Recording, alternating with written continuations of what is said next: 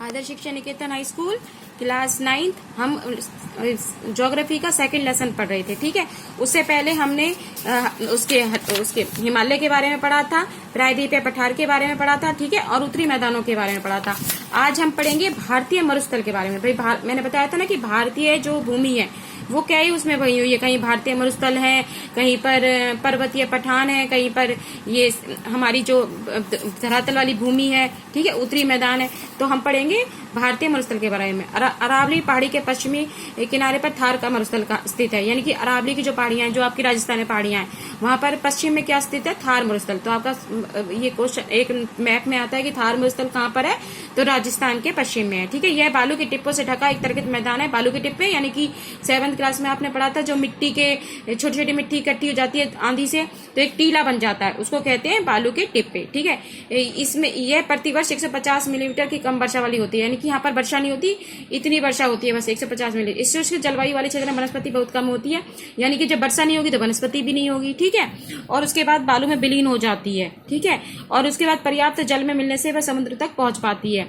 अर्धचंद्राकार बालू का टीला यानी कि जैसे आधा चंद्रमा होता है उस तरह का एक बालू का टीला का विस्तार हो जाता है। और भारतीय पाकिस्तान की सीमा मिलती है ना राजस्थान के उससे, तो समझो यहाँ पर जैसलमेर में सबसे ज्यादा मिट्टी है, वहीं से आगे हमारा बॉर्डर शुरू हो जाता है जो पाकिस्तान का होता है। ठीक है, देख सकते हैं। तो ये हमारा भारतीय मरुस्थल है। अब पढ़ेंगे कि भाई तटीय मैदान जो आपके इधर की साइड जाएंगे, साउथ की तरफ चलते हैं, वहां पर सारे तटीय मैदान है। प्रायद्वीपीय पठार के किनारे संकीर्ण तटीय पट्टियों का विस्तार बनता है। यह पश्चिम में अरब सागर से लेकर पूरब में बंगाल की खाड़ी तक विस्तृत है। पश्चिमी तट, पश्चिमी घाट और अरब सागर के बीच संकीर्ण मैदान है। इस मैदान का 3 भाग, तट के उत्तरी भाग को कोनन कहते हैं। यानी क्वेश्चन आता है कि भाई तट जो प्रायद्वीपीय पठार है उसके जो उत्तरी भाग को क्या क्या कहा जाता है, कोंगण कहा जाता है। क्या कहा जाता है, कोदन। और मध्य भाग को क्या कहा जाता है, कन्नड़। 1 नंबर के क्वेश्चन में आता है। और दक्षिण भाग को क्या कहा जाता है, मालाबार तट। तो ये 3 क्वेश्चन आपके बन रहे हैं। ठीक है, इनको आप 1-1 नंबर के उसमें कॉपी में लिखेंगे सभी। उसके बाद आता है कि बंगाल की खाड़ी के साथ विस्तृत मैदान चौड़ा एवं समतल होता है। उत्तरी भाग में इसे उत्तरी सरकार कहा जाता है। ठीक है, तो इस विस्तृत मैदान को क्या कहा जाता है, उत्तरी सरकार कहा जाता है। जबकि दक्षिण में इसको क्या कहा जाता है, कोरोमंडल तट। दक्षिण में कहा जाता है कोरोमंडल तट। ठीक है, ये बड़ी नदियां, जैसे अब दक्षिण में कौन कौन सी नदियां हैं, महानदी, गोदावरी, ठीक है, कृष्णा, कावेरी, डेल्टा, ये सब इनका निर्माण करती हैं। ठीक है, उसके बाद आते हैं आपके द्वीप समूह जो कि चारों तरफ पानी होता है। उसके बाद में इसमें भारत का मुख्य स्थल भाग अत्यधिक विशाल होता है। भारत में 2 द्वीपों का समूह है। कौन कौन से हैं, लक्षद्वीप और महाद्वीप।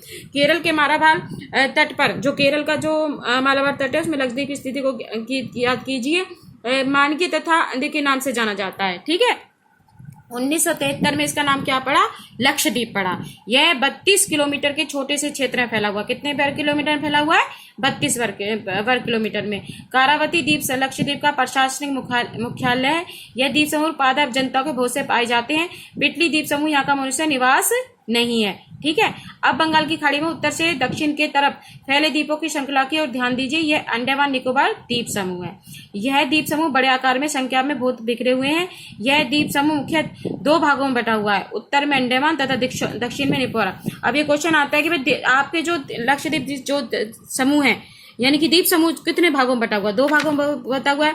उत्तर में तो अंडमान है, ठीक है, और दक्षिण में निकोबार है, परंतु इनको साथ साथ बोला जाता है अंडमान और निकोबार। ठीक है, यह द्वीप समूह देश की सुरक्षा, ठीक है, देश की सुरक्षा और के लिए बहुत महत्वपूर्ण है। इन द्वीप समूह में पाए जाने वाले पादप, ठीक है, यानी कि जो पेड़ पौधे जो होते हैं, और जंतुओं में अधिक विविधता यहाँ पर बहुत ज्यादा है।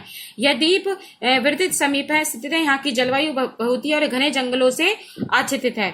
विभिन्न आकृति विभाग को विस्तृत विवरण प्रत्येक भाग की विशेषताएं स्पष्ट करता है। समझ में आया, परंतु यह स्पष्ट है कि भाग एक दूसरे के पूरक है और से, यानी कि यहाँ पर जो है बहुत ज्यादा आपके जो जीव जंतु हैं वो है। ठीक है, और काफी मात्रा में यहाँ पर पेड़ पौधे और घने जंगल पाए जाते हैं द्वीप समूह में। ठीक है, इनसे प्राचीन सभ्यताओं के विकास को आधार मिला है। और पठारी भाग खनिजों के भंडार है, यानी कि यहाँ पर खनिज पदार्थ जो पठारी भाग जितने भी हैं वहां से आपके खनिज पदार्थ जो भी हैं वो ज्यादा मात्रा में मिलती हैं। दूसरा, ये तटीय क्षेत्र है तो यहाँ पर मत्स्य, ठीक है, यानी कि मछलियां, ठीक है, मछलियां और पोत समुद्री क्रियाकलाप होते हैं, यानी कि जो जहाज वगैरह हैं यहाँ पर तट पर आकर ठहरते हैं और दूसरे देश से हमारे यहाँ पर माल आता है। समझ में आ गया, ये लेसन आपका कंप्लीट हो गया है। अब इसके आपके अभ्यास के क्वेश्चंस हैं जो आपको सेंड कर दिए जाएंगे। सब बच्चे अपनी कॉपियों में इन क्वेश्चनों को लिखेंगे। परंतु उससे पहले सभी बच्चे जो हैं पहले इस लेसन को रीड करेंगे और जो मैंने शॉर्ट क्वेश्चंस आपको बताए अपने छांट छांट कर अपनी कॉपियों में पहले वो लिखेंगे। ठीक है, आज के लिए इतना ही। नेक्स्ट क्लास में सिविक्स का सेकंड लेसन करेंगे। ठीक है।